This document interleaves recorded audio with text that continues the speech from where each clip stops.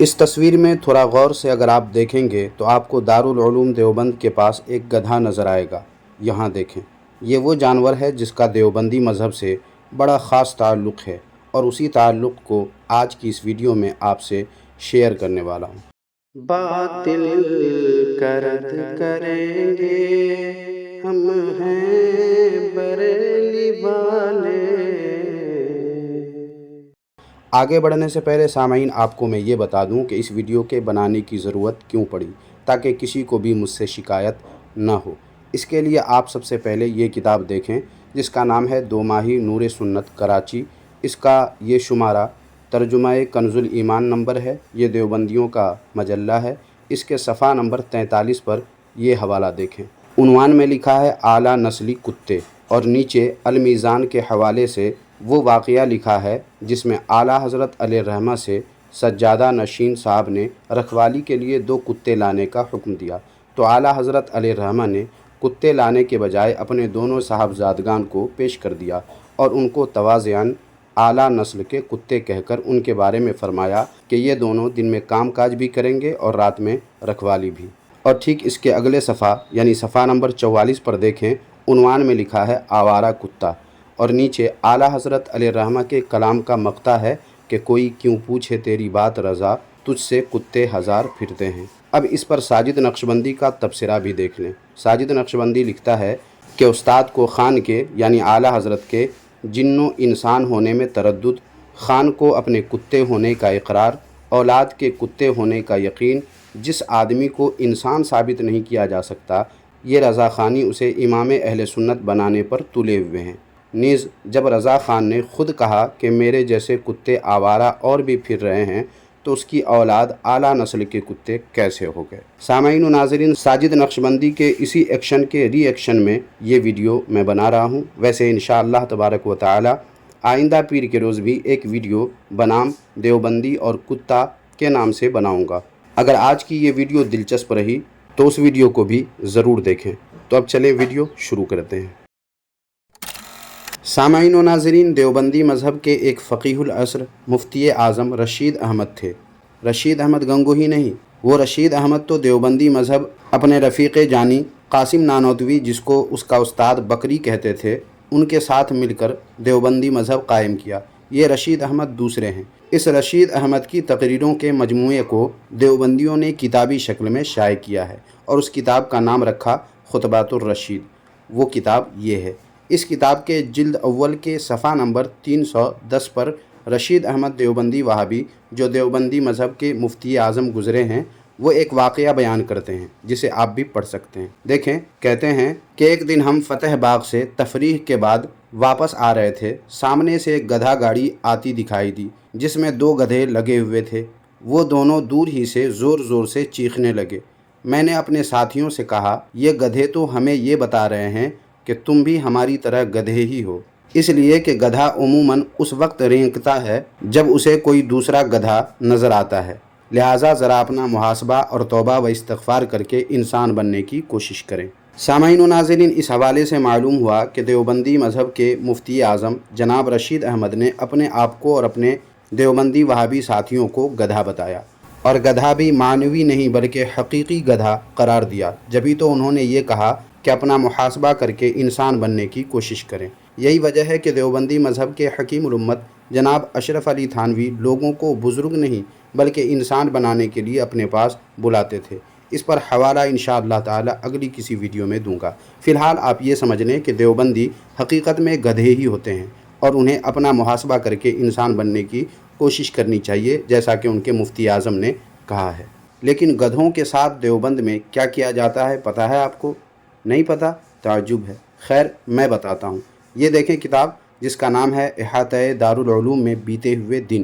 اس کے صفحہ نمبر 199 پر جو لکھا ہے اسے آپ پڑھیں۔ اس میں جناب مناظر احسن گیلانی دیوبندی کہتے ہیں کہ اسی چاندنی راتوں میں یہی ٹولی یہ حرکت بھی کبھی کیا کرتی تھی کہ قصبہ میں ادھر ادھر گدھے جو مارے مارے پھرتے ان کو پکڑتے اور دم اٹھا کر پسی ہوئی سیاہ مرچوں کا صفوف اس کے اندر ڈال دیا کرتے۔ طالب علم اس پر سوار ہو جاتے اور مرچوں کی وجہ سے گدھوں پر ایک حال طاری ہو جاتا کہ لاکھ ان کو روکتے مگر وہ بھاگتے چلے جاتے تھے، گویا خر سواری کا وقت رات کے 12 بجے کے بعد چاندنی راتوں میں مقرر تھا اور خر سواروں کا یہ گروہ اپنی اپنی شہ سواریوں کے کمالات دکھاتا۔ تو سامعین کرام، یہ خبیث حرکت کون لوگ کرتے تھے؟ دارالعلوم دیوبند کے طالب علم۔ کس کے ساتھ؟ گدھے کے ساتھ۔ کرتے کیا تھے؟ دم اٹھا کر پسی ہوئی سیاہ مرچوں کا پاؤڈر ڈال دیتے تھے۔ کہاں؟ دم اٹھا کر کہاں ڈالتے ہوں گے آپ سمجھ سکتے ہیں، جس کی وجہ سے وہ بھاگے بھاگے پھرتے تھے۔ کون؟ گدھے۔ اور گدھے کون ہیں؟ دیوبندی، جیسا کہ اس سے پہلے والے واقعے میں گزر چکا ہے۔ مطلب اس کا یہ ہوا کہ دارالعلوم دیوبند کے طالب علم چاندنی رات میں گدھے بنے دیوبندیوں کو پکڑ کر ان کے پچھواڑے میں مرچ کا پاؤڈر ڈال دیتے تھے اور اسے دوڑا دوڑا کر اس پر سوار ہو جاتے تھے اور اس طرح خر سواری کے مزے لیتے تھے۔ اور بقول مناظر احسن گیلانی دیوبندی کے، اس طرح یہ خر سواروں کا گروہ یعنی دارالعلوم دیوبند کے طالب علم اپنی اپنی شہ سواریوں کے کمالات دکھاتے تھے۔ دراصل سامعین و ناظرین، اس زمانے میں گدھے پر سوار ہونا معیوب سمجھا جاتا ہے، یہ تو آپ جانتے ہی ہیں، مگر اس پر سوار ہونا دیوبندیوں کے نزدیک کیسا عمل ہے، آئیے جانتے ہیں۔ یہ دیکھیے کتاب جس کا نام ہے خطبات میلاد النبی صلی اللہ علیہ وآلہ وسلم، اس کے صفحہ نمبر 166 پر اسماعیل دہلوی، ہاں وہی اسماعیل دہلوی جس نے انگریزوں کو فائدہ پہنچانے کے لیے، اس کو خوش کرنے کے لیے تقویت الایمان نامی کتاب لکھ کر مسلمانوں کے دلوں کو مجروح کیا اور حنفی المسلک مسلمانوں کو 2 گروہ میں بانٹ دیا، اسی اسماعیل دہلوی کی بات کر رہا ہوں۔ اس کا قول نقل کرتے ہوئے اشرف علی تھانوی کہتے ہیں کہ اسماعیل دہلوی نے کہا کہ واللہ میں تو اپنی عزت اس دن سمجھوں گا جب دلی والے میرا منہ کالا کر کے گدھے پر سوار کر کے میرے سر پر جوتے مارتے ہوئے اور یوں کہتے ہوں کہ یہ فاسق ہے، بے دین ہے، اور میں کہتا ہوں اللہ تعالیٰ اور رسول اللہ صلی اللہ علیہ وآلہ وسلم نے ایسا فرمایا ہے۔ سامعین و ناظرین، ذرا سوچیں کہ جب اسماعیل دہلوی نے اپنی عزت اس میں سمجھی کہ میرا منہ کالا کر کے گدھے پر سوار کیا جائے اور پھر سر پر جوتے مارتے ہوئے یہ اعلان دلی میں کیا جائے کہ یہ فاسق ہے، بے دین ہے، اور اس وقت یہ اللہ و رسول کی بات کرے، تو اسماعیل دہلوی کے ماننے والوں نے ایسا کر کے ان کی عزت افزائی کیوں نہیں کی؟ میرے خیال سے ان کی ایسی عزت ضرور بالضرور ہونی چاہیے تھی۔ اب ایک سوال یہ پوچھنا تھا آج کے دیوبندیوں سے، بالخصوص ساجد نقشبندی دیوبندی وہابی سے، کہ آپ کے یہاں آج بھی اسی طرح عزت کی جاتی ہے یا یہ آفر اب بند ہو چکا ہے؟ سامعین، اس طرح سے قال اللہ و قال الرسول بیان کرنا کیا ان کی توہین نہیں ہے؟ بے شک ہے کہ دنیا جب دیکھے گی کہ مسلمانوں میں عزت اس طرح کی جاتی ہے اور اس طرح گدھے پر سوار کر کے منہ کالا کر کے اور جوتے کھاتے ہوئے اللہ و رسول کی بات سنائی جاتی ہے، تو اس سے غیر مذہب کے لوگوں میں اسلام کا مذاق بنتا کہ نہیں؟ ضرور بنتا۔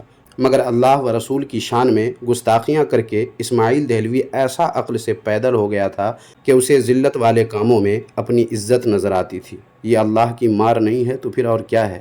اللہ اس فتنے سے امت محمدیہ کی حفاظت فرمائے، آمین ثم آمین۔ لیکن سامعین، اس طرح ذلیل طریقے سے اللہ و رسول کی باتیں کرنا دیوبندیوں کے یہاں کوئی نئی بات نہیں ہے، کیونکہ یہ دیکھیں ملفوظات حکیم الامت جلد 9 کے صفحہ نمبر 212 پر اشرف علی تھانوی نے ہی اپنی ماں کے بھائی یعنی ماموں کے بارے میں جو لکھا ہے، اصل واقعہ آپ خود ہی پڑھ لیں، جس کا خلاصہ یہ ہے کہ اس کے ماموں کو کانپور والوں نے حقائق و معارف بیان کرنے کہا، تو اشرف علی تھانوی کے ماموں نے ایک خاص طریقہ بتایا، کہا کہ میں بالکل ننگا ہو کر بازار میں ہو کر نکلوں، اس طرح کہ ایک شخص تو آگے سے میرے عضو تناسل کو پکڑ کر کھینچے اور دوسرا پیچھے سے انگلی کرے، مگر کہاں سامعین؟ وہیں جہاں دارالعلوم دیوبند کے بچے گدھے کو کالی مرچ کے پاؤڈر ڈال دیا کرتے تھے، وہیں اشرف علی تھانوی کے ماموں نے بتایا کہ ایک شخص انگلی کرے، ساتھ میں لڑکوں کی فوج ہو اور وہ یہ شور مچاتے جائیں، بھڑوا ہے رے بھڑوا، بھڑوا ہے رے بھڑوا، اور اس وقت میں حقائق و معارف بیان کروں۔ استغفر اللہ استغفر اللہ۔ اس طرح کس چیز کے حقائق و معارف بیان کیے جائیں گے، یہ تو سامعین آپ حضرات بھی سمجھ سکتے ہیں۔ خیر، یہاں بھی دیوبندیوں سے بالخصوص ساجد نقشبندی وہابی سے پوچھنا چاہتا ہوں کہ کیا آپ لوگ اب بھی اسی طرح حقائق و معارف بیان کرتے ہیں یا اب یہ آفر یا سہولت بند کر دی گئی ہے؟